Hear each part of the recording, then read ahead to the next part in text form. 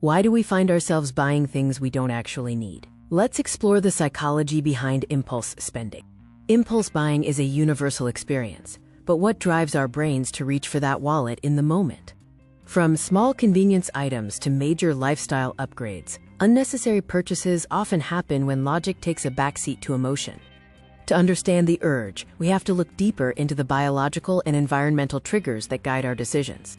Our brains are hardwired for reward, often leading us into a loop of anticipation and instant gratification. Dopamine is the primary driver here. It provides a quick chemical hit of pleasure that reinforces the act of buying as a reward.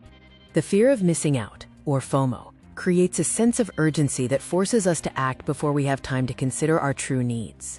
We often use material goods to signal our identity and gain approval from our peer groups. Companies know these psychological vulnerabilities well and design strategies to exploit them.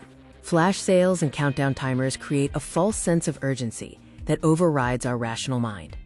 Advanced algorithms track our behaviors, ensuring we see advertisements that are perfectly timed to our personal habits. How can we take back control? It starts with building awareness of our spending triggers.